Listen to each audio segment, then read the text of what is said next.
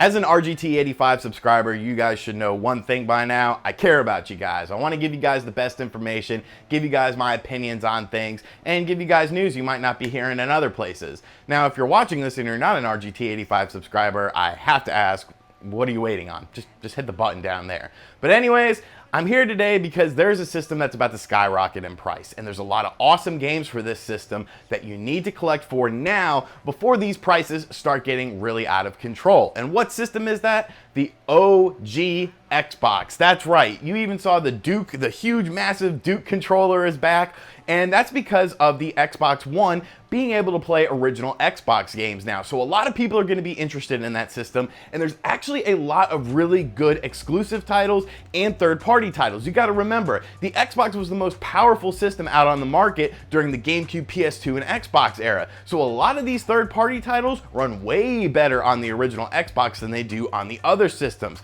So we're going to talk about some system exclusives you need to pick up. We're going to talk about a couple third-party games that you need to pick up, because these games are going to skyrocket in price, and even if they don't, you need to beef up your original Xbox collection anyways, and these games will look great on the Xbox One. So sit back, relax, and learn about some Xbox games.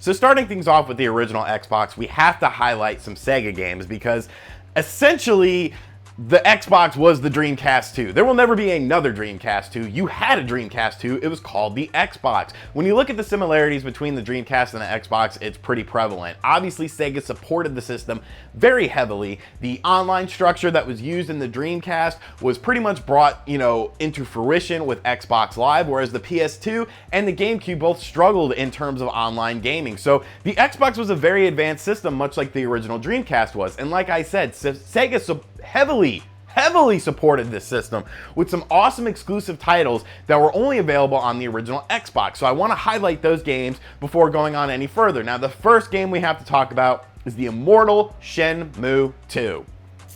If you had a Dreamcast, you know what Shenmue's about. If you didn't have a Dreamcast, let me just bring you up to speed a little bit. So Shenmue has you playing as a character named Ryo Hazuki. He watches his father die at the hands of a man named Lan Di, and the whole game is him basically trying to get more information on who Lan Di is, why he killed his father, so on and so forth. It was really the godfather of open world games. You could go anywhere, do anything, stores had timers on them, like they were open and closed. Some places were only open at night. It was such an amazing game. And Shenmue 2 was, the next chapter in the story. So if you like the story is great in Shenmue 2 because it's the continuation. But what really makes Shenmue 2 stand out is just how much larger the world is, how much more things there are to do in the world. There's so many mini games, so many side quests, so many, just make up your own game as you go along, watch people, on their daily routines. People all have daily routines and stuff. It's still an amazing technical game today that it's crazy. And, when Shenmue 3 was announced, the price of this game went up a bit, but now it's gone back down. So Shenmue 2, it's an amazing game. If you're a fan of the original Shenmue, if you're a fan of the Yakuza series, this is a game that needs to be in your library. It's definitely going to be a game that's going to skyrocket in price, especially when they announce that you'll be able to play Shenmue 2 on the Xbox One S. And more than likely, there's going to be some graphical improvements on all of these games. There could be added online. We're going to pretend that there's going to be added online for some of these games. So Shenmue 2, put it on your list. You need to pick that game up. Now, there's two more Sega games I want to cover very briefly, but these are also titles I could see, going up in price a little bit. Jet Set Radio Future, if you were a fan of Jet Set Radio on the Dreamcast, once again, you know all about this game. If you weren't, it was basically a extreme sports sort of rollerblading, graffiti tagging game, really stylized. I really want to see it running on the Xbox One because I think this game is going to look gorgeous if they're able to upscale the visuals, which more than likely they'll be able to do. Fantastic game, great soundtrack, great environments, great gameplay, just another must own. This game probably won't get too expensive, but it's a game that you should own anyways. Now, the final Sega game, Panzer Dragoon Orta. If you know anything about Sega Saturn collecting, you know that the Panzer Dragoon games are some of the most expensive games on the system. The original is about $50, the sequel is about $70, and Saga That's the most expensive on the system. Over $600 complete.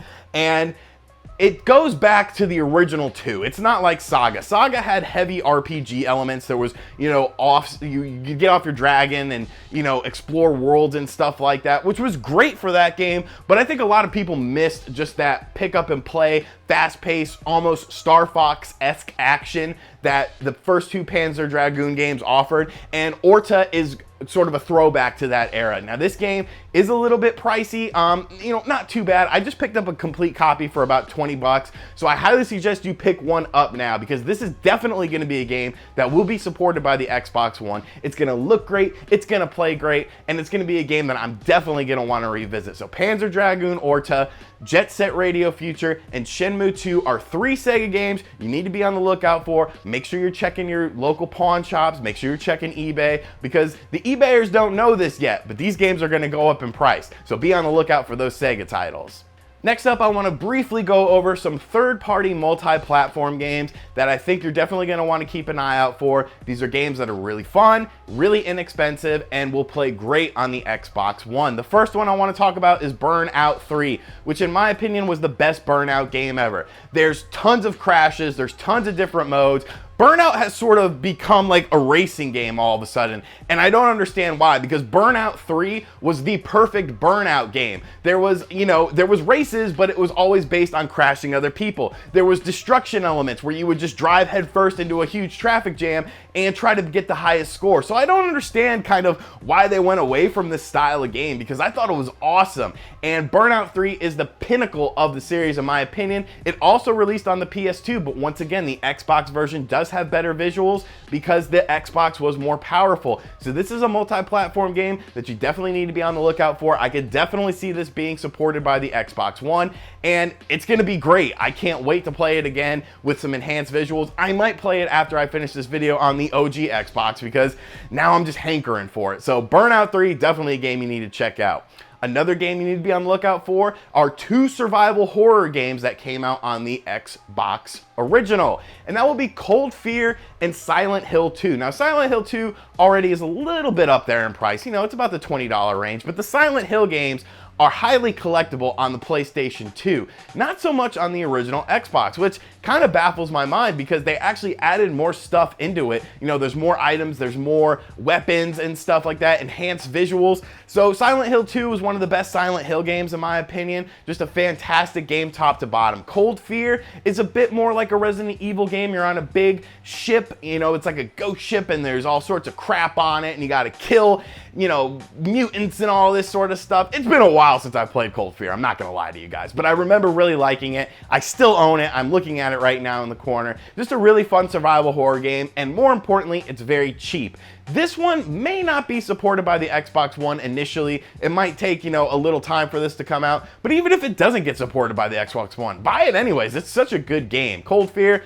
awesome, awesome game. Now, aside from all the awesome Sega games I talked about, there are a ton more exclusives on the original Xbox that you need to check out. And this is how I'm going to wrap up the video with some of these games. Some of these I'm going to talk about briefly, some of them I'm going to get more into in depth with, but these are games that I definitely foresee being supported by the Xbox One. They are dirt cheap right now, so you need to take advantage of all of these titles that I'm talking about. The first one is a game that Xbox themselves talked about at E3, that being Crimson Skies. Crimson Skies is like a $3 complete game right now. They're going to add the online to it. That's the whole point of Crimson Skies. So awesome, awesome sort of dogfighting game where you're in planes and stuff in different sorts of cities and different environments. Really fun game, really cheap game, so you need to pick that up. Going next, Halo 2. Halo 2, in my opinion, the best Halo game ever. I love that game. I spent so many hours playing that game online. It's so much fun. It was the perfect balance of just, you know, gunplay, you know, ship, you know, with the warthogs and all that stuff, the wraiths, and plus they still had the super bounces in the game. That was one of my favorite things to do, was to find all of the different super bounces and try to do the super bounces while, you know, in the middle of a match. It made it so hectic and whatnot. But Halo 2, one of the best online multiplayer games of all time. definitely going to be supported by the Xbox One. So definitely a game you need to pick up. Another game that I really liked on the original Xbox was Doom 3. Doom 3 was definitely a departure for the Doom series. It was more of a survival horror game than just a standard Doom game, but I liked the game. I thought it was a really good game, and it was one of the most visually pleasing games on the original Xbox. And this was a game that only released on the original Xbox. Eventually it came to the PS3 with like a BFG edition, but I think this game is going to look great running on the Xbox One. It is a fantastic survival horror game. If you're going in with, a traditional Doom sort of mindset, you might be a little bit disappointed, but trust me, stick with the game. You're going to love it. The final games, Knights of the Old Republic. Now, these are some of the games that people bought an Xbox for. If you're a Star Wars fan, and you haven't played these games, I don't know what you're waiting on. These are some of the best Star Wars games ever. Essentially, think of Mass Effect with Star Wars, and that's what you have with this game. It was create your own character. There was 2 games on the system. Honestly, they're pretty similar. In terms of story, obviously the stories are different between the first and the second game. The gameplay remains pretty identical. The sequel, Knights of the Old Republic 2, did add some more mini games, did add some more sort of deviations, but honestly, you're fine with either game, and they're just phenomenal games. So many choices. Play your own style. Do you want to be a Jedi? Do you want to be, a bad guy? What do you want to do with your life? And that's what made these games so great. And, they're just phenomenal games. They are a little bit pricey right now. They're going to go up more in price. These are definitely games that are going to be supported by the Xbox One because these are some of the most highly demanded games on the original Xbox. So I highly suggest you check out those games. They need to be in your collection anyways, and they're going to look great running on the Xbox One. All right, and those are just a handful of games that you need to pick up for your original Xbox, for your Xbox One. Honestly, I feel all of these games will end up being supported. They're all awesome games. Maybe Cold Fear won't be supported, but it's still a good game in its own right. It's cheap enough, you might as well pick it up. But everything else, the Silent Hills, the Burnouts, all of the Sega games, all Halo 2, Knights of the Old Republic, all of these games are going to be available to play on your Xbox One. I guarantee it. So go ahead and start stocking up on them now. Look on eBay, check your pawn shops, check your local retro stores, because these games are going to be skyrocketing in price very soon, and you're going to be very happy that RGT85 let you know that you needed to pick them up. Thank you for checking out this video. Once again, it is still very hot in my house, but I've kind of find that if I stand and move around a lot, the heat doesn't get to me as much. So that's a good thing. Maybe I can start making videos more often again. Hope you guys enjoyed this video. Let me know some original Xbox suggestions in the comments section down below. Maybe a little Toe Jam and Earl. That's another classic Sega game that was available exclusively on the original Xbox. Thank you for checking out this video. Make sure you're subscribed to the channel, hit that like button, and I'll catch you guys next time. Later.